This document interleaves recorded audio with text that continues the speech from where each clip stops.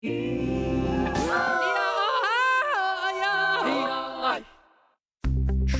AI, and cooperation underscored the APEC summit opening in South Korea.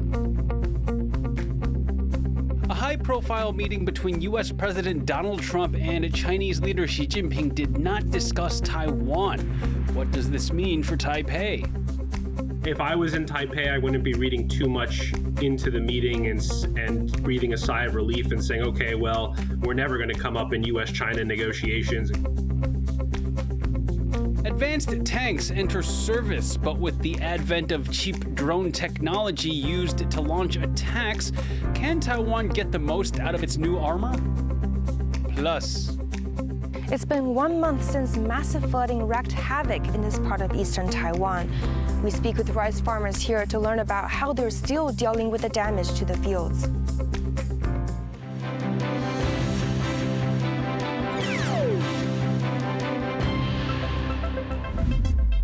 A warm welcome to TaiwanPlus News. I'm Leslie Liao. This year's APEC summit is officially underway. For the next 2 days, leaders from around the world will be in South Korea discussing some of the Asia-Pacific economy's most pressing issues. Kata's Quaranta has more from South Korea.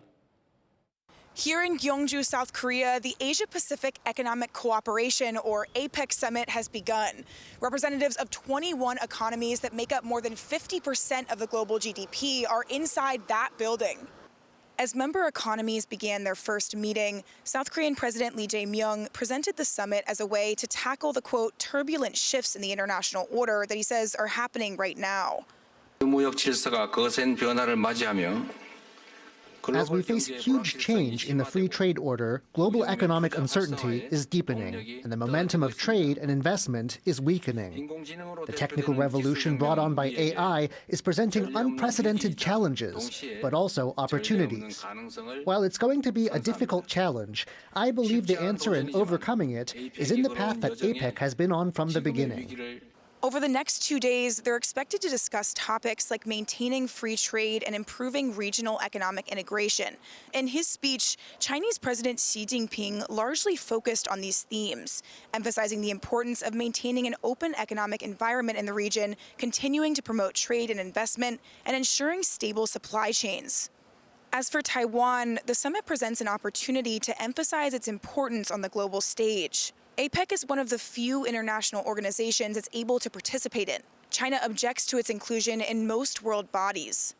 And there's been some attention on how Taiwan was presented on Friday. On a broadcast inside the press center, Taiwan's flag was shown on screen as its representative Lin Xin-yi shook hands with Lee before entering the first meeting. That's significant because Taiwan participates in APEC under the name Chinese Taipei, not Taiwan, due to pressure from China. As Taiwan seeks to lower the 20% tariffs the U.S. slapped on the country's goods, Taiwan's top trade negotiator said she met with a U.S. trade official on Thursday on the sidelines of an APEC meeting. 那美国这次出席这个双部长会议是他的副贸易代表 Rick Switzer。你们大家好奇我有没有跟他往来？有，我确实有跟他往来。 Taiwan's APEC delegation says they talked about ways to strengthen U.S.-Taiwan economic and trade relations. They also discussed ongoing trade negotiations, going over their progress. Technical consultations have largely been finalized, the delegation said, with document exchanges underway. And Taiwan's government says the two sides will continue to talk after the APEC summit ends to reach a consensus and ultimately a trade agreement. The head of Taiwan's National Science and Technology Council also met with 3 high-level U.S. diplomats, including the U.S.'s Assistant Secretary of State for East Asia and Pacific Affairs. He talked about the importance of Taiwan-U.S. ties for maintaining cross-strait peace and emphasized that Taiwan hoped to work together on AI development and supply chain security. There are sure to be many more significant moments here Friday and Saturday, both inside and outside of these formal APEC meetings, as leaders gather here to discuss some of the regional economy's most pressing issues. The South Korean government also says that member economies are close to reaching a consensus on a joint declaration, so that's something that we'll be watching out for as well. Justin Wu and Cadence Quaranta in Gyeongju, South Korea for TaiwanPlus. On the sidelines of APEC, talks between Donald Trump and his Chinese counterpart Xi Jinping drew attention because of what wasn't discussed. and that's Taiwan. To unpack what their meeting means for U.S.-China ties and Taiwan, earlier I spoke to David Sachs from the Council on Foreign Relations. U.S. President Donald Trump and Chinese President Xi Jinping just wrapped up their first face-to-face meeting in 6 years. Is the outcome what you expected at all? I would say that the meeting is not as bad as it could have been. I think there was a lot of concern going into the meeting that A, Xi Jinping would press Trump on Taiwan, and there was some reporting to that effect in the weeks prior, that B, Xi Jinping would press Trump to allow the export of very powerful NVIDIA chips that China doesn't have access to. And so I think that the two kind of most dangerous scenarios did not come to pass. But what we know, the bottom line here, for me at least, is that Beijing saw that it has a big card that it can play against the United States, the rare earths card, that the United States doesn't really have a way in the short term of de-risking from China on rare earths, finding alternate suppliers, building a domestic supply chain here at home. And, you know, I think in China's view, its decision to hit back and hit back hard, escalate the trade war, paid dividends. So I think that if you're sitting in Beijing, if you're Xi Jinping, I think you're fairly happy with the outcome of this meeting. What do you make of Trump's comments that Taiwan didn't come up in his talks with Xi? I expected going into this meeting that both sides would prioritize a kind of ceasefire in the economic realm, which is exactly what we got.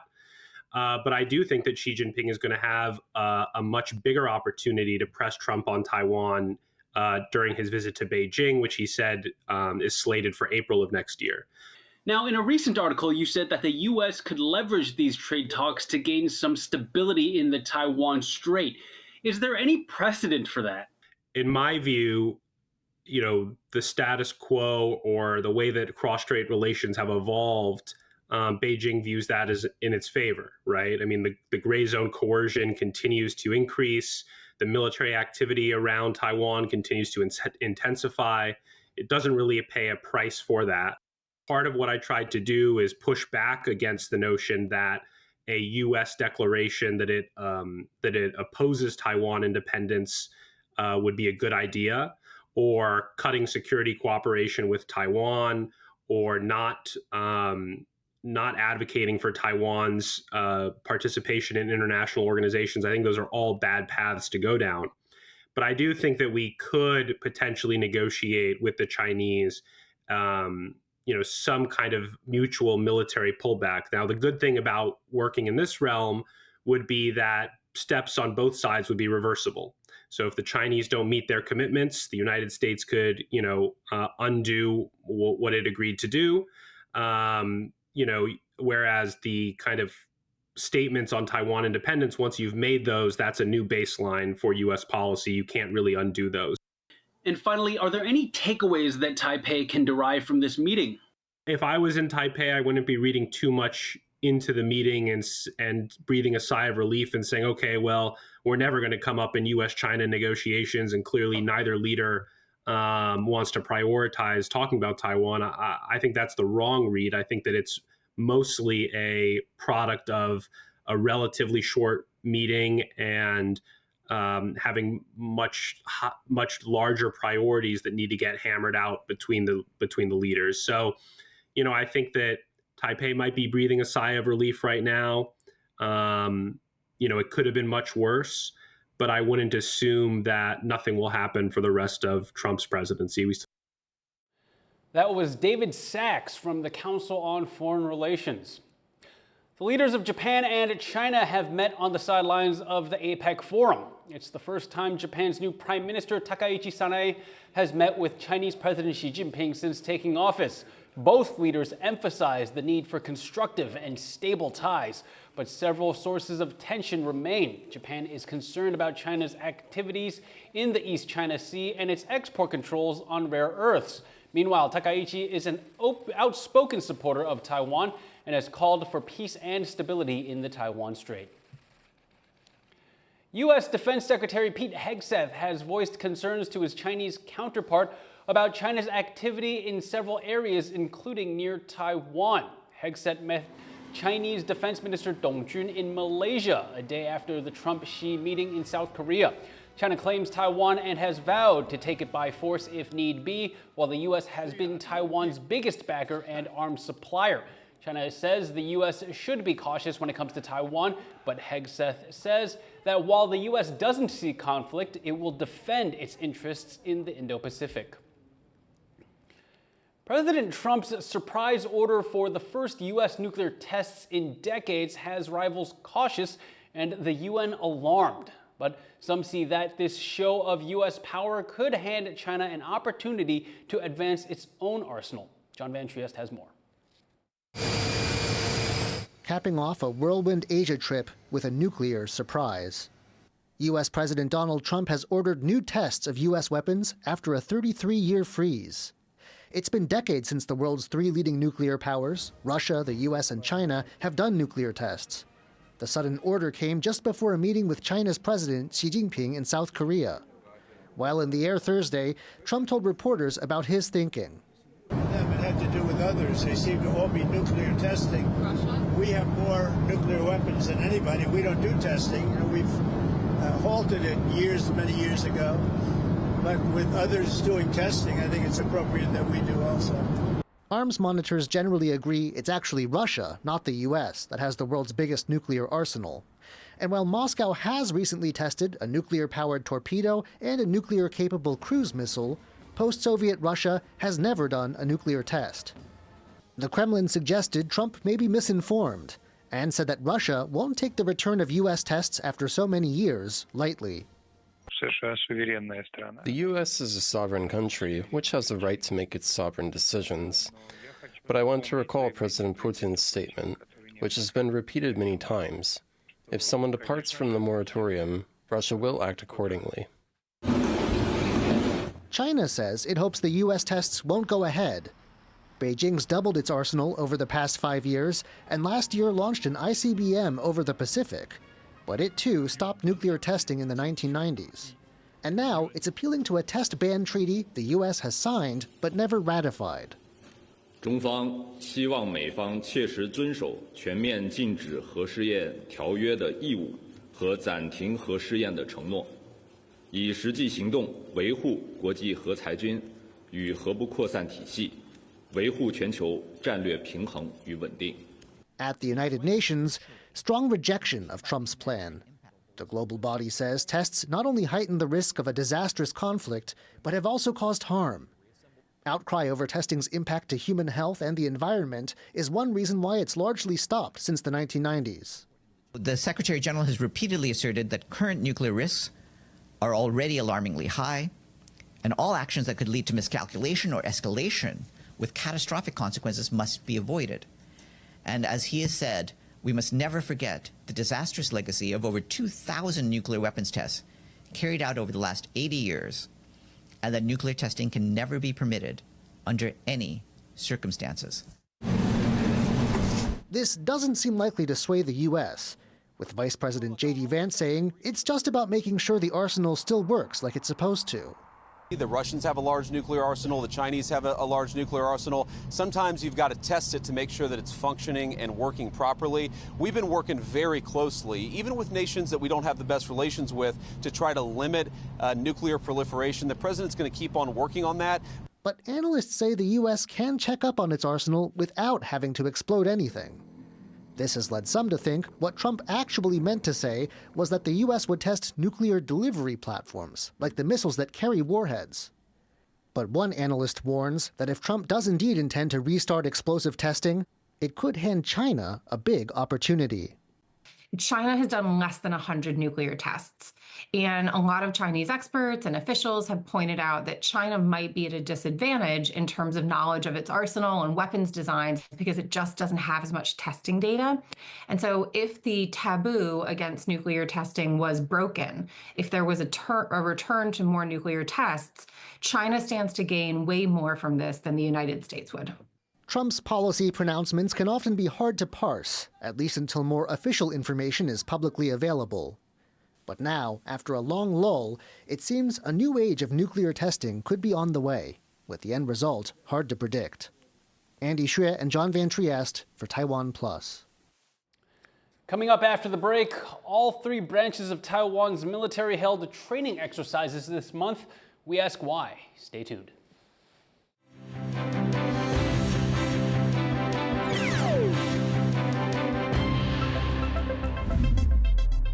I'm Tiffany Wong in Georgetown, Penang, and you're watching Taiwan Plus.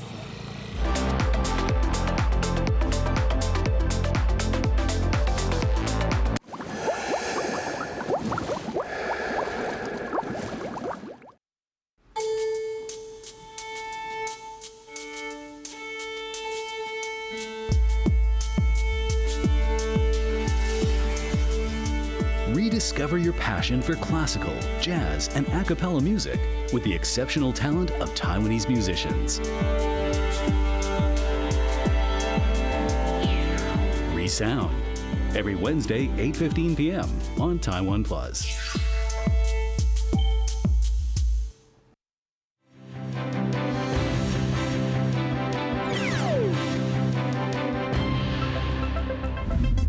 And welcome back. You're watching Taiwan Plus News.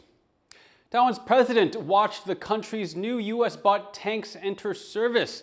But with cheap drones now able to take out expensive systems like these tanks, what can Taiwan do to make sure it's getting the most out of its newest equipment? Alan Liu reports. Here in Hsinchu, the country's first battalion of the Abrams tanks is officially entering service. These US-made tanks are some of the most powerful in the world, and they are expected to give the Army a major boost in firepower and mobility. 现在，我将战备任务与责任交接给你们，请你们务必情绪精炼，持续守护国家安全。 The M1A2T Abrams are replacing Taiwan's older fleets of CM-11 tanks and mark significant improvements in Taiwan's arsenal. Taiwan's President Lai Ching-te was there to see the new military hardware presented. 新兴单位的成军是全新的挑战，更是展现国军迈向新训练、新思维、新装备、新科技的重要里程碑。 Experts agree that introducing new tanks comes with new challenges. Abrams crews require a lot of training. The vehicles themselves are very expensive, and the war in Ukraine shows that even the most advanced tanks can be taken out by cheap drones. 你必须配备更多的反无人机，比如反无人机的装甲车跟在战车车队后面，或许这些战甲车队在未来的战场上比较有生存的空间。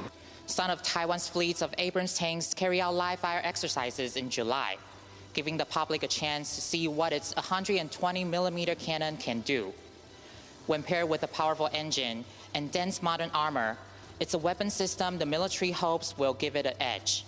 Taiwan is expected to receive the final batch of the M1A2T tanks in early 2026, bringing the total number to over 100. For now, the military says all of them will be deployed in northern Taiwan.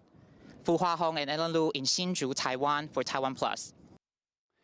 This month, all three branches of the military held their own training exercises. Our reporter Larry Isiano looks into why the armed forces are drilling and what it means for the future of Taiwan's defense. An uncommon sight on Taiwan's roadways.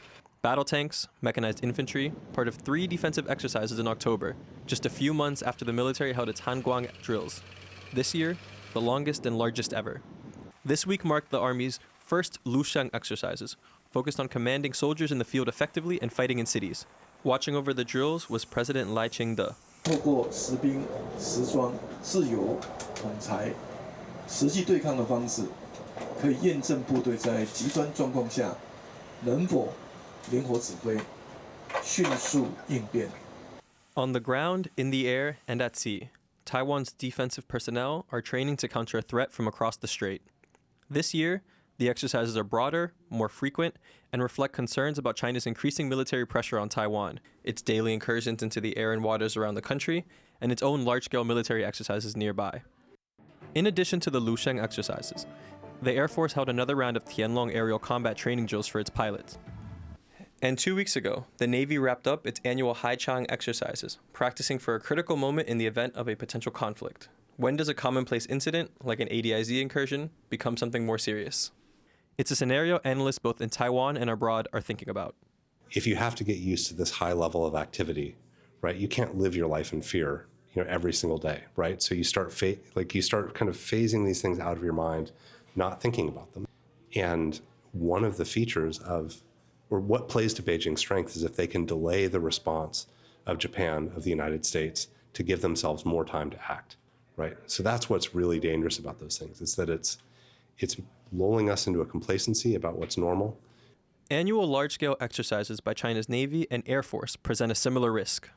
It is extremely difficult, if not impossible, for us to avoid being caught by surprise or unprepared, because this is in the human nature. So in a large-scale joint exercise, everything would look like how they would conduct a real invasion or real combat operation. And then we would be dull, we would be desensitized that, okay, they do that all the time. Drills that emphasize combat readiness, tactical flexibility, and defensive capabilities are the armed forces' answer to these questions. Asymmetric warfare, how a smaller country can use its natural advantages against a much larger force, has become one of the central tenets of military planning under President Lai. 不对称作战与逐次抵抗，各级的指挥官都依据削弱战略的指导构想，灵活运用兵力与火力。These latest drills, along with new weapons and an increased military budget, all point to a country that is committed to defending itself. But the question now is whether that's enough to keep China at bay. Scott Huang and Larry Siano for TaiwanPlus. A month after a barrier lake in eastern Taiwan overflowed and flooded a downstream township, indigenous farmers who lost their livelihoods are still waiting for government help for their inundated farms. As Irene Lin reports, the damage may be well beyond what money can solve.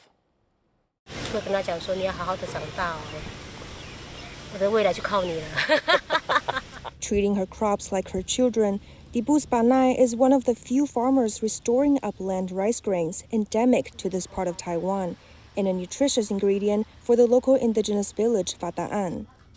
But everything changed on September 23rd, when a barrier lake in the mountains of Hualien burst, sending 60 million tons of muddy floodwater into her village in Guangfu Township. Years of hard work was washed away in a single day. All that remained of the rarest of the upland rice plants was this small patch of land.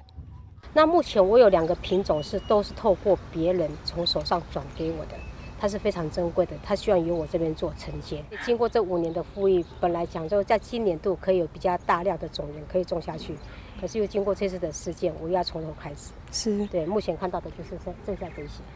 While most fields in Fata'an village are almost completely cleaned up, some in neighboring Tafalong village have been largely neglected, as the damage may not be immediately visible. At first glance, this field of golden grains may seem normal, but if you look closer, there's a thick layer of mud filled with trash and debris covering the roots, suffocating the plants. What was supposed to be the harvest season has now become a source of headaches. Rice farmer Gati Giong said his family has been farming this land for generations, and the disaster this time was far worse than any typhoon damage they ever had to deal with. He said before he could even think about saving the crops or the soil underneath, the most urgent task now is to have professionals remove debris.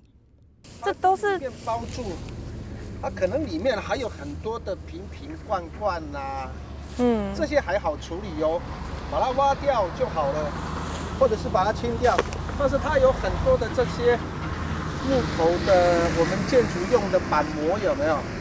还有很多钢筋啊，或者是铁钉之类的。Officials from the Agriculture Ministry have promised a series of lump sum subsidies, including those for broken down farm equipment and tracts of flooded farmland. Presenting research on improving infertile land, they encourage farmers to try planting in the gray mud, which they said has safe levels of heavy metals but needs a large nutrient boost.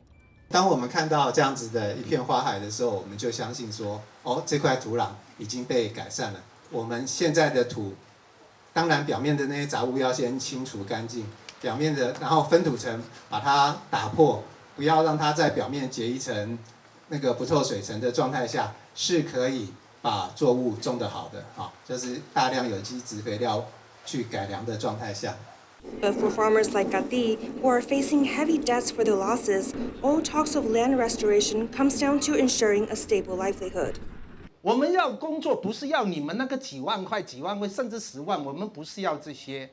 我们有工作，才有更好的生活条件。我一假定我才领你1万块的补助，我光这些有机质根本都不够。我们反而为了要这些耕作，我们反而会变得更穷。With stretches of damaged fields awaiting recovery and bills to pay, the future of these farmers and their indigenous agricultural practices will be hanging in the balance. Devin Tsai, Luffy Lee, Joseph Wu, Alec McDonald, and Irene Lin in Hualien for TaiwanPlus. Taiwan has won a total of 40 medals at the 2025 Asian Youth Games in Bahrain. The team secured 7 gold, 9 silver, and 24 bronze, with the most medals coming from athletics at 13. Taiwan's basketball team made history by claiming the country's first ever gold medal in the 3-on-3 women's basketball event at an official Asia-level competition. The country's overall medal count ranks 10th among all participating countries. And thank you for watching TaiwanPlus News. You can visit the TaiwanPlus website or follow our social media for more stories from Taiwan and around the world. Finally, today we leave you with more images of the country's new Abrams tanks. I'm Leslie Liao. Take care and see you next time.